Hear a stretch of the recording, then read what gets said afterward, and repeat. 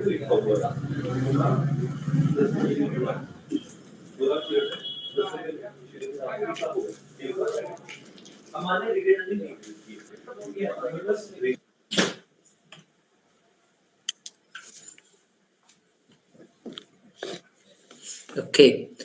so I hope we are live now, and I welcome all of you to this quick session on how mathematics is involved in machine learning.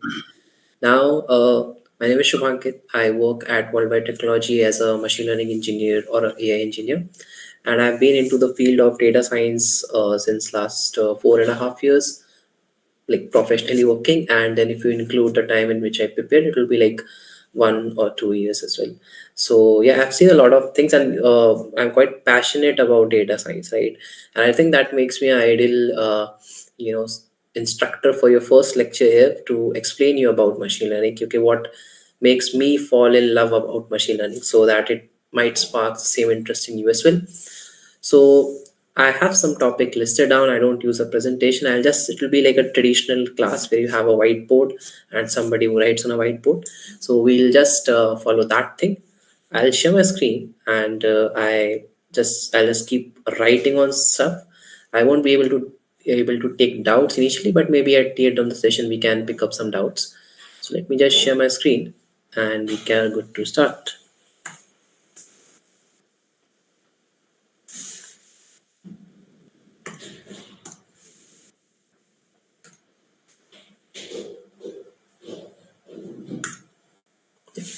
So I hope my screen is visible. Now, there are some concepts around machine learning which are way complex, and there are some concepts which are quite simple. And all of the concepts that are coming out here will come from the idea of mathematics. Right? And that is why mathematics is a most important part of machine learning. And then the other part is code, right? So many of us, including me, right, use care from code.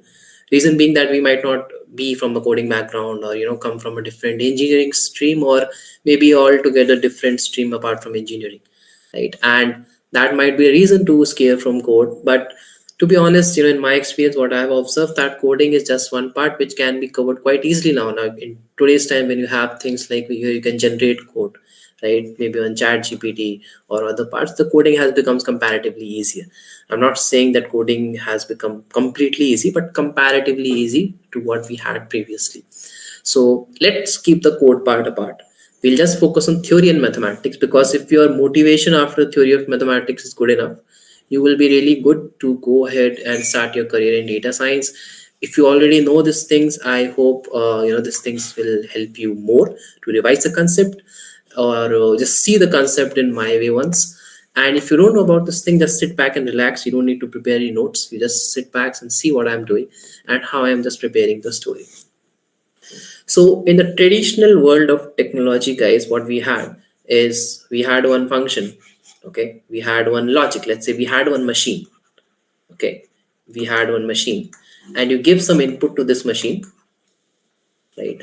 Give some input to this machine, and what you expected was an output, right? So there was something happening in this machine that the machine knew, right? That you know, right? So for example, there was a if statement, simple if statement, or simple logic that was already built inside a machine.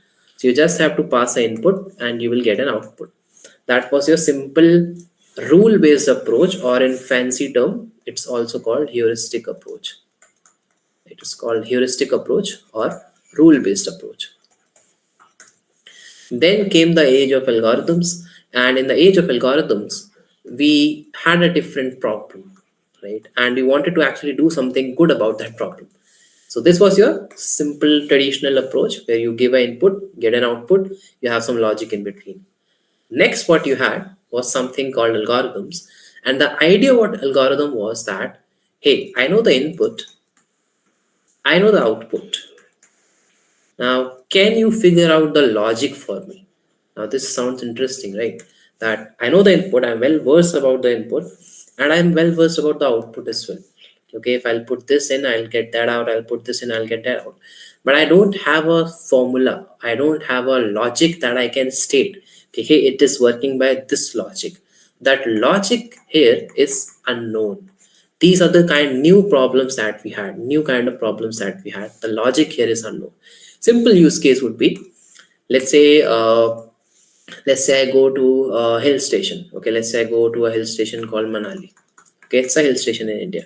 Okay, and I go to a hill station in Manali in, let's say, in a season of Feb. Now, I'm not that big of a traveler, so I don't know what difference it will have, but let's go with an example.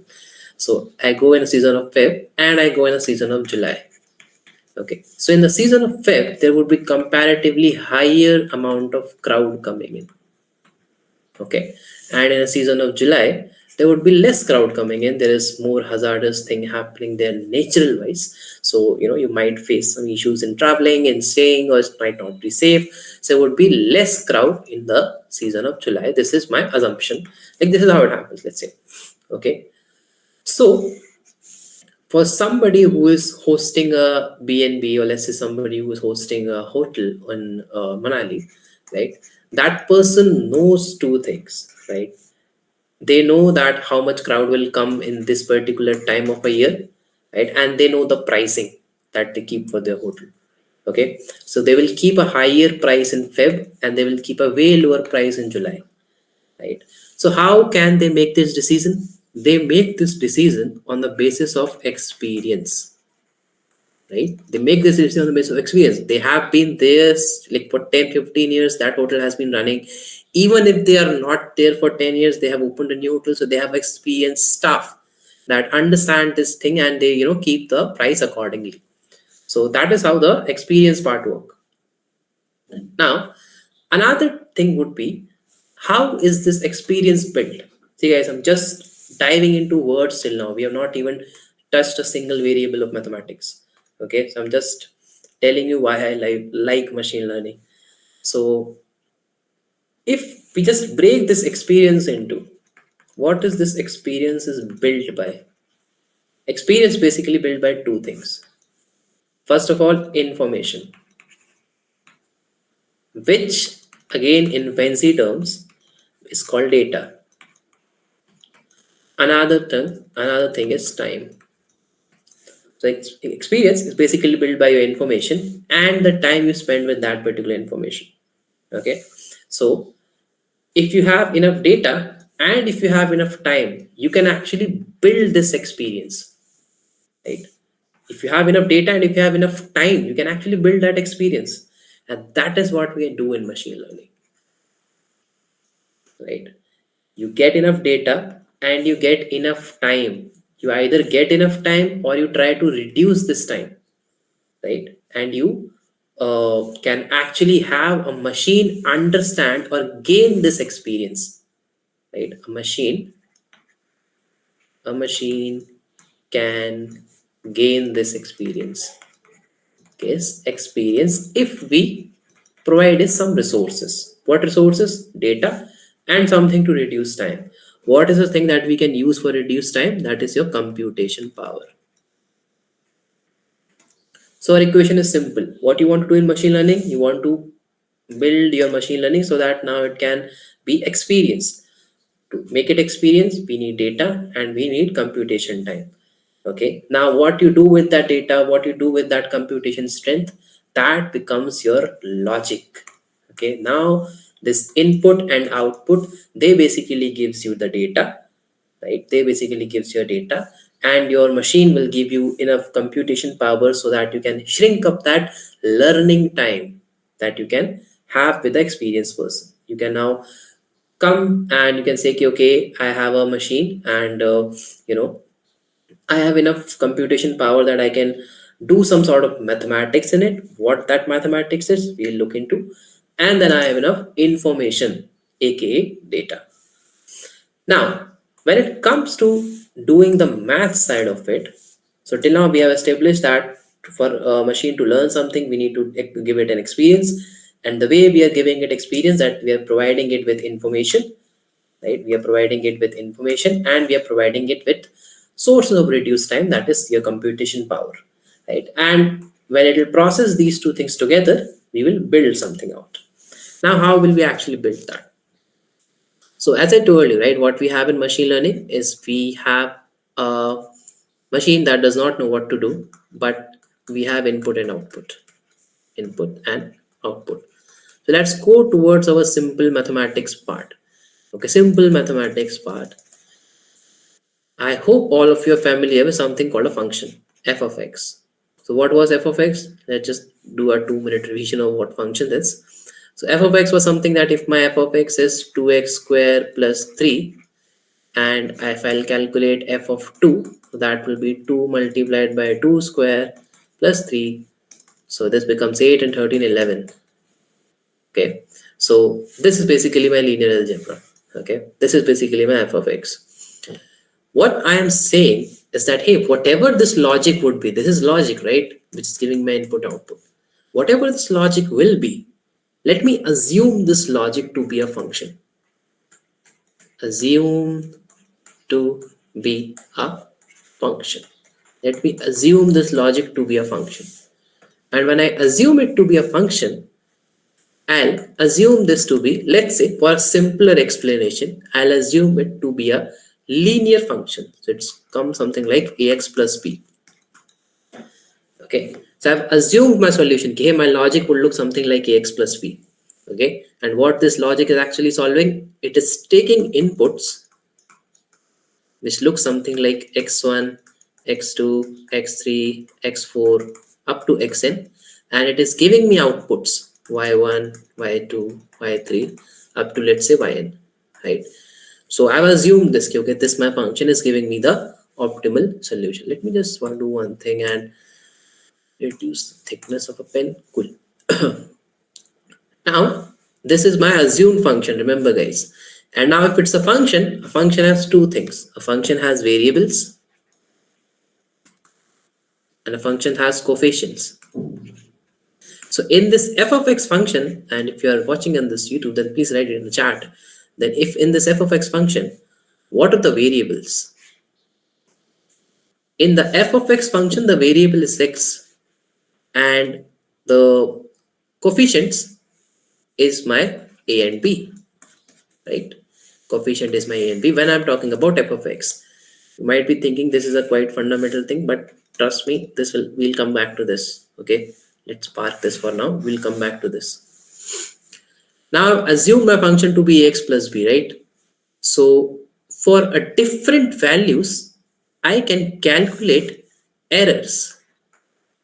Okay, I can calculate errors. So now my function that I've assumed is ax plus b. So that tells me that, hey, if your function is ax plus b, and if I'm putting x1 and my ideal value is y1, so that means that f of x1, that is ax1 plus b, this is my predicted value, right? Because I've just put the input value into the function that I've assumed. So this is my predicted value and y1 is my actual value, right? And if I just calculate the error, don't go with what scientifically error means, just think of a plain error, a mistake. What will, error value will be, how far I am from my actual value. So to calculate that, I will just subtract this ax plus 1 plus b from my actual value. This is quite simple, right? That if my predicted value is 23 and my actual value is 26, so I'm just calculating my error. 26 minus 23, that is 3. So this is my error for x1, right? This is my error for x1. Yep. Now, can I calculate error for x2? So it would be y2 minus ax2 plus b. Right. Similarly for y3 it would be something. Similarly for yn it would be axn plus b. So if I sum up all of these error for all the use case, for all of these error, if I sum up my total error, that will come up to be summation of, just simple to write the mathematics sum into one. So this would be yn minus axn, not n, this should be I, plus b, and I is changing from 1 to n. This is my total error. This is my total error.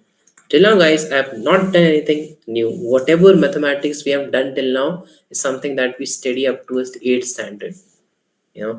Now something we'll do that will come under the syllabus of 11th standard, but till now what we have done is something that we do till 8th standard, simple linear algebra of calculating total error from this particular use case where I've assumed my solution to be ax plus b. Again guys, remember this is my assumed solution. If my ideal solution looks like this, then what will I do if in case my ideal solution looking like this? Okay, so this is our total error. Now instead of finding total error, let's do one more thing. Okay, because there will be one issue in this. Let's say your ideal value was 23 and you found 26.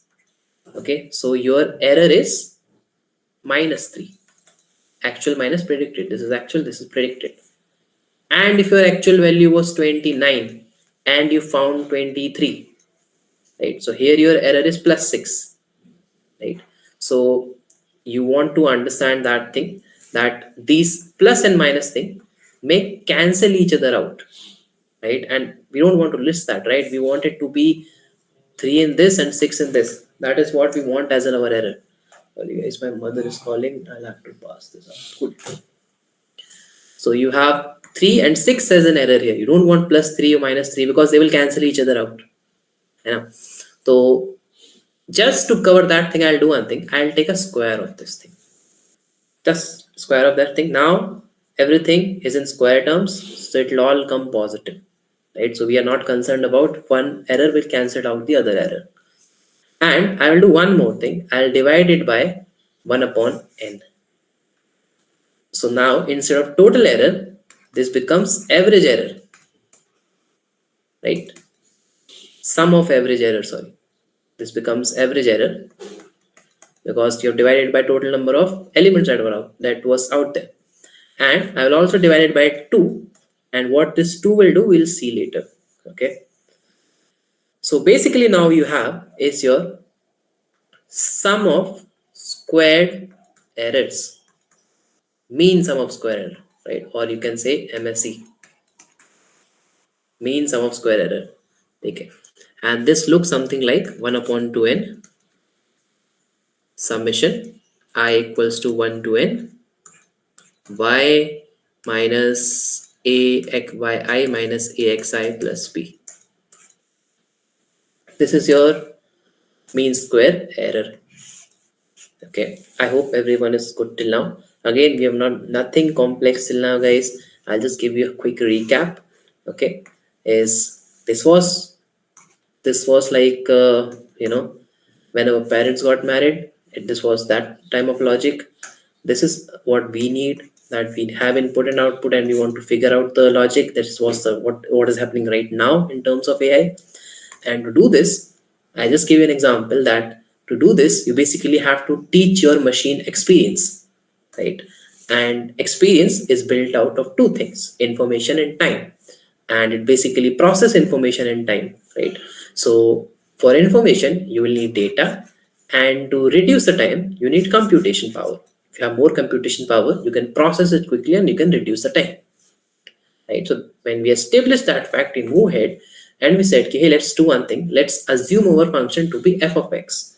And f of x can be a simple linear function. This was just an example, guys. This was just an example that how f of x is, just to recall your linear regression learnings, not linear regression, linear algebra learnings. And we assumed our solution to be ax plus b. It might look like this. My logic would look something like this.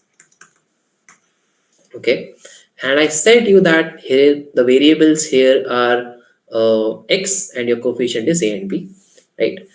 Now for different inputs, you can have different values of f of x, and based on different values, you can have different errors for all of the x1, x2, x3, x4, xn, right? So we calculated all the errors and we summed them together.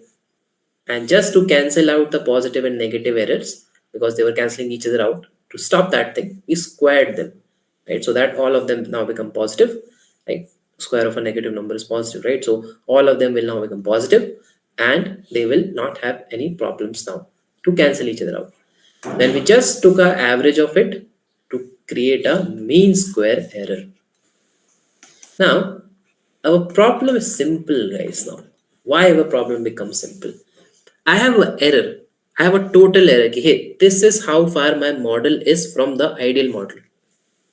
Tell me one thing. If this MSE was coming out to be zero, if this MSE, the total error that we are having, was coming out to be zero, what will that mean? That will actually mean that your model is perfect. Your model is perfect, right? So our only goal now becomes is that you need to get a minimum value of this MSE, this mean square error. You just need to get a minimum value of this function. Now, does this thing recall something with you? I'm giving you a mathematical function and I'm asking you, hey, can you give me the minimum value of this function? This is something that we studied in calculus. Right? Again, a beautiful concept of mathematics. People who like mathematics, they are in love with calculus and trigonometry, to be honest, right? But I like calculus more than trigonometry.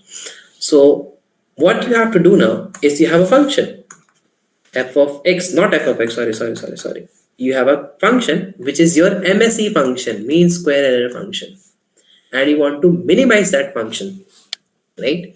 So if you remember, there's a process in calculus which is called differentiation.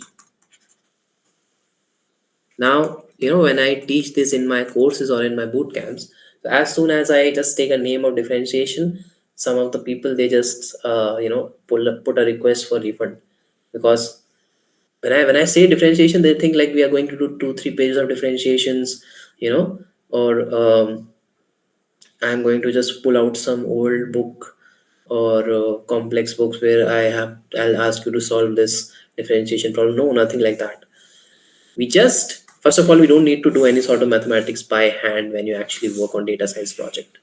Secondly, you can explain these concepts theoretically, and that is all it's needed, right? When you explain these things in interviews. Okay, so डरना नहीं है differentiation. So that's all my point. There's a concept in differentiation which is called minimization, finding the minima and maxima. If you guys remember that, right? So minima maxima basically says that, hey, if you have a function, which is plotted something like this, right? Let's plot it something like this. Okay, so it will have a minima, a point where it is occurring a minimum value, which is called minima, and it will have a maxima, a point where it is giving you a maximum value.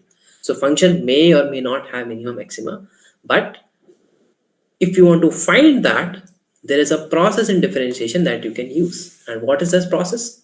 The process says that if your function is p of x, this just explaining minima maxima.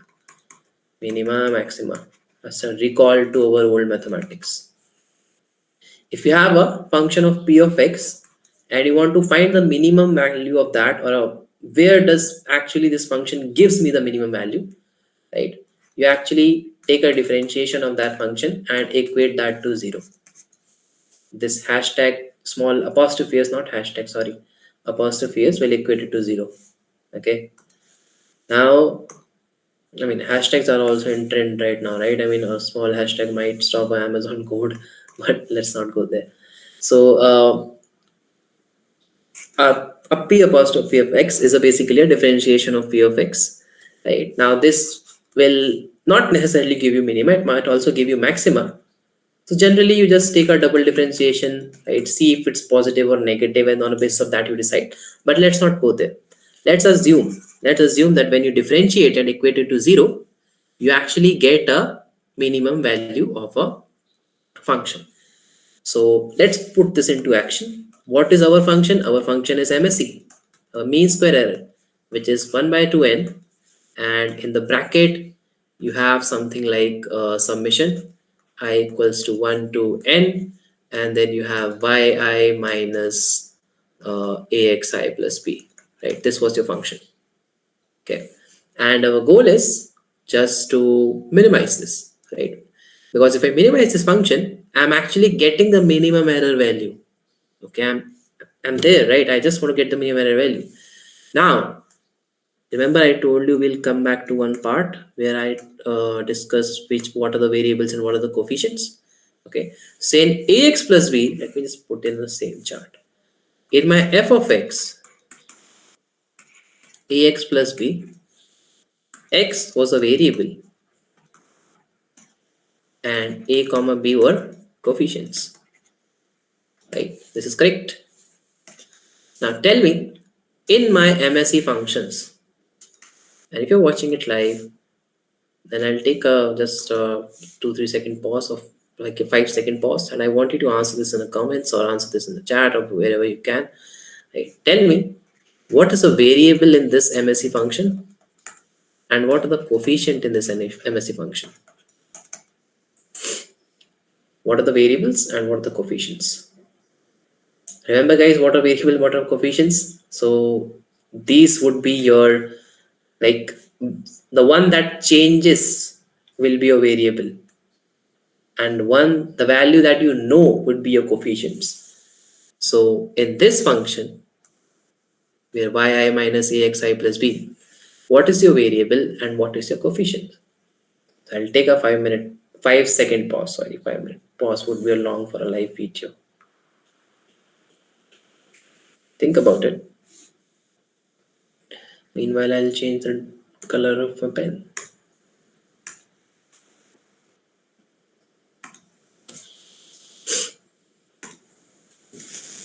Sure. So now, if you thought that a variable would be x and y because they are always the variable, then I'm sorry, but you're wrong. And if you thought that the variables would be your a comma b, then you're right. Similarly, your coefficients will be x comma y. Now again, come to the basic concept of linear algebra. One that is unknown is a variable and one that are known are the coefficients. So in ax plus b, you assume this function. So at that point, you assume that if you know the value of a and b, then this function is correct and you have the ideal logic that you wanted to predict. So x was a variable here, right? And a and b were the coefficient. But in case of MSE, you know all these inputs, right? I just told you that you have this data. This data is known to you, right? This data is known to you.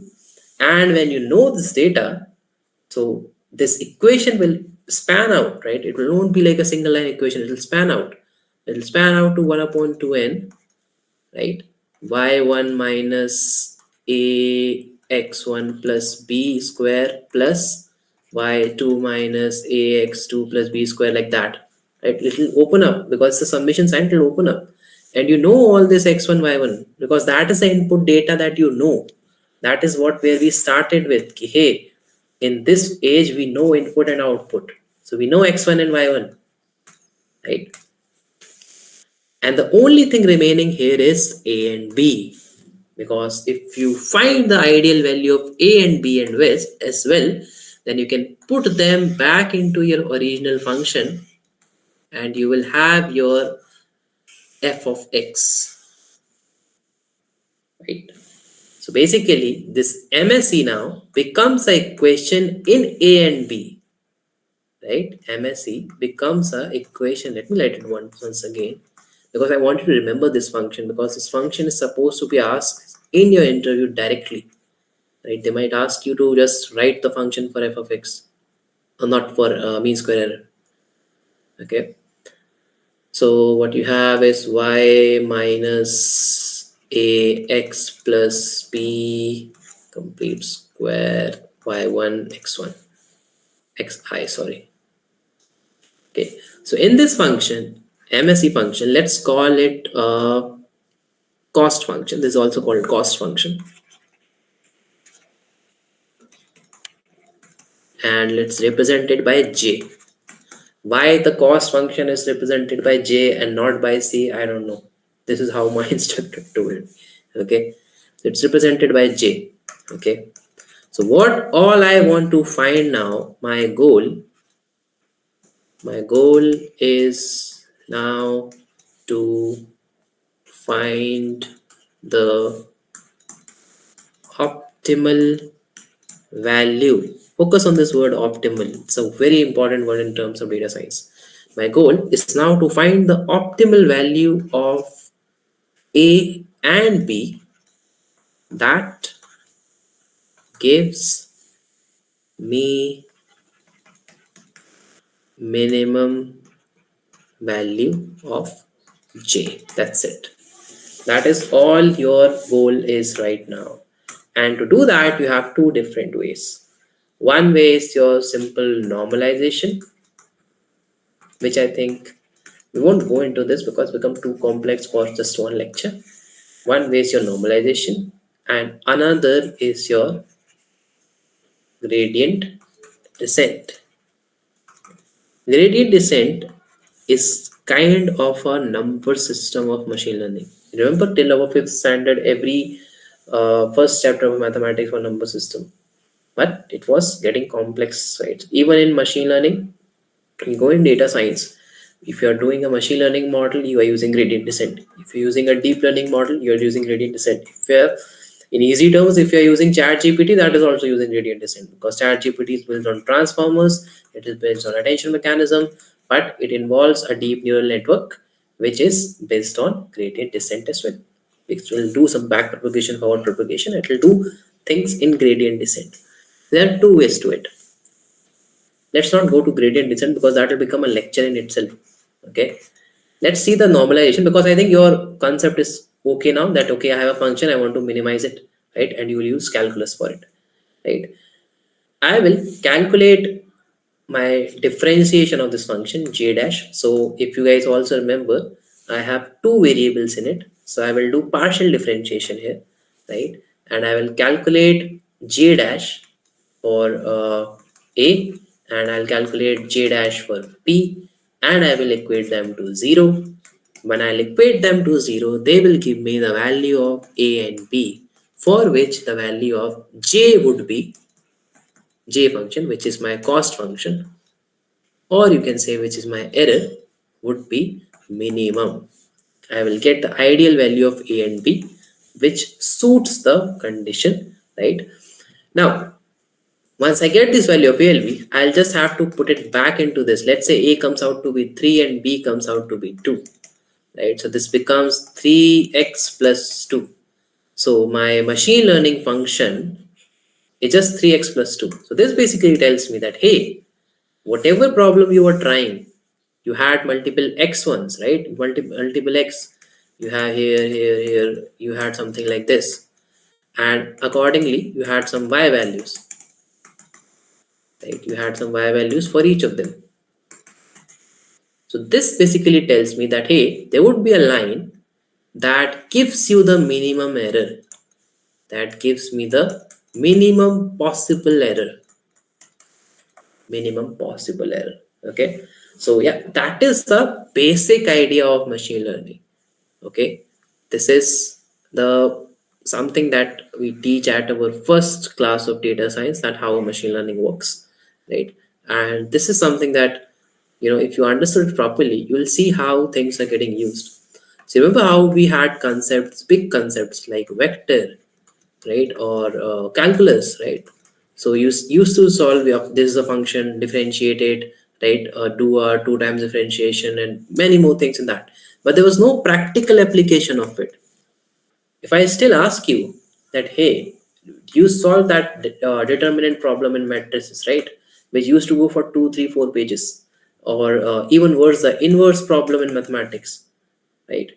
In matrices that we use, how to calculate the inverse of a matrix, that again used to go for 2, 3 pages, and therefore just one simple calculation, plus minus, but still it used to go for 3 pages.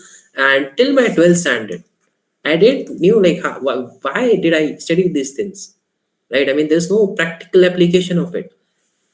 But now I know that, okay, right? I know everywhere they are getting used. Even if you're seeing me on your screen, you're not seeing my image. That is actually a matrix that you're seeing. If you're seeing in my hand, if you're seeing a black pen, so the color of that matrix is darker here, right? So it's like this,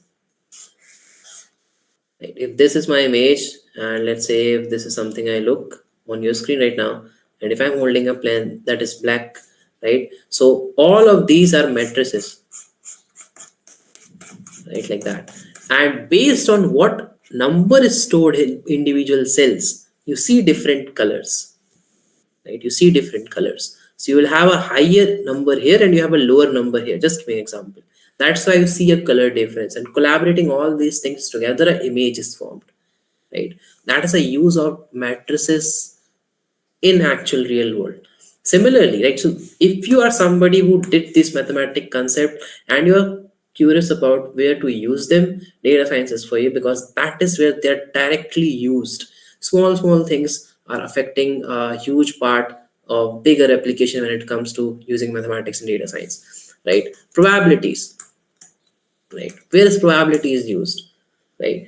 So every machine learning model, every prediction guys you're seeing out there is based on some outcome, right? So based on some uncertainty.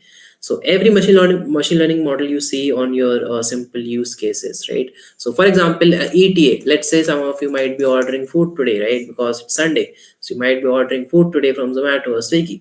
So they will give you a ETA. So that ETA is a prediction, right? And that prediction is not ideal. You saw this thing, right? This was your ideal data and this is what you fitted a line on it. But your prediction, let's say they're saying 16 minutes, that 16 minutes is a prediction and there's a chance of it, right? There's a 96% probability that you will find your food in 16 minutes, right? So there's always a probability associated. That is how probabilities are used, right? And matrices are majorly used in image and in data as well, because a data is a matrix, like data stored in a table is basically compared to matrix, and same operations of data transformation can be applied as it apply the matrix transformation. Then calculus, you just saw how we use calculus, normalization of example. Gradient descent is a bit bigger concept, so let's skip that for now. And then you have something called linear algebra, right? So all of these mathematical concepts, they actually build the base of data science. And people who are good in this, they will, they will be way more ahead than people who are in this on the basis of coding. Okay, so if you are someone who is okay in coding, or if you have a courage to learn a basic amount of coding, and you learn a good amount of data science and you learn a good amount of mathematics, you really want to understand how something that you studied in your mathematics in 9th or 10th standard is helping you out in actually building an AI application, then data science is for you, right? So if you want to understand how something called let's say Jacobian matrix, it's a concept that we studied in 12th standard when we study matrix. How that Jacobian matrix is today used in ChatGPT, in building ChatGPT. If you want to understand this, then data science is for you, right? This is bigger example. If you want to understand simple example, right? We were using all these small functions, right? That you have ax plus b or 3x square plus 4x plus 2, right? Find the roots of this. So you'll use a formula, right? I'm not able to recall that formula, but this is something that formula was called, right? So you will recall the formula, it will give you the roots of the equation. Then in the latest classes you also found out that hey, the roots of equation basically cut its the x-axis here, but then what, where it is actually used, it's used in data science, right? So if you want to see your last 12 years of your school life worth, I mean not worth, but actually see where those things are used practically, then you should go and study machine learning, data science. You will see a practical application of all of them. You learn a lot of good things around it. And but this is my suggestion to you, right? That this is something that you will enjoy a lot in your career. So yeah, I think that was all I had in this one session. This was my first session at your university, and I enjoyed it a lot. Thanks to your coordination team as well for organizing this quite smoothly, right? And I am hoping to see you guys again. I'll just stop my screen share and I'll let your team do the rest of the work. And again, thank you all of you for being a very nice audience. Yep, that's all from my side.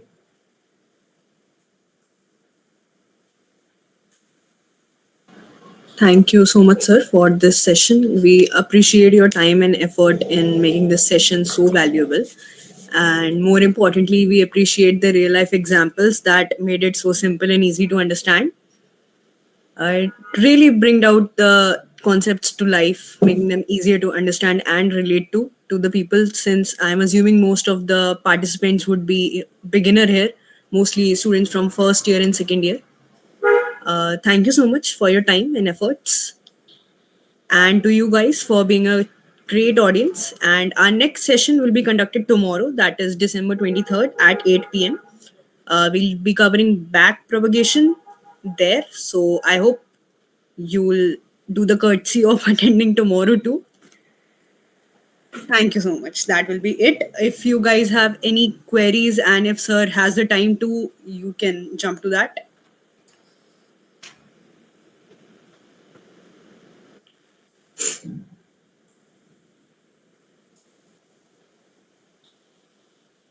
Is there any doubt on your channel? I want Yeah, to sure. see it. Yeah, yeah, So, Anurag, if you can please read that greetings out. Yeah. everyone. I would like you to drop your queries in your like.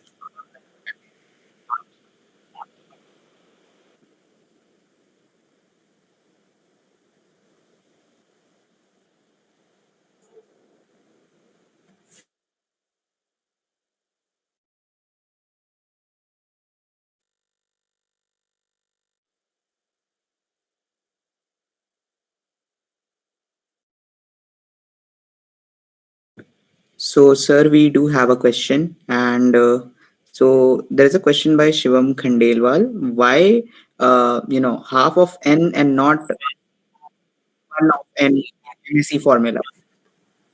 Yeah, sorry, I forgot to come back to that particular part. So I'll just tell it quickly. So when you differentiate something called x square, right? So there would be a two that will come forward, right? And at the later part of MSc, we are doing differentiation to calculate the minima, right? So to handle that square value that you added to just cancel out the plus and minus, right?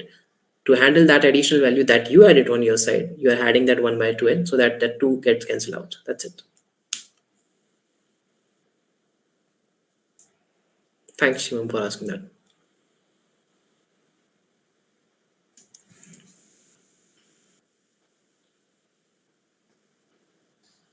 If there are no more doubts, Anurag, then I think we can wrap up.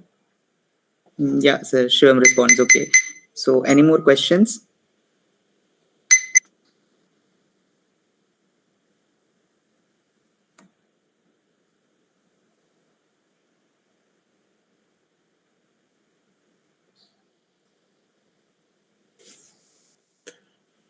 Okay, then I guess it's okay. Thank you again, guys, for inviting me. It was a Yeah, great sir. I pleasure believe we to. can wrap up. There are Yeah, no more it's questions, and thank you for being with us, sir. yeah. Thank you so much, and I hope to see you guys again. Thank you. Bye.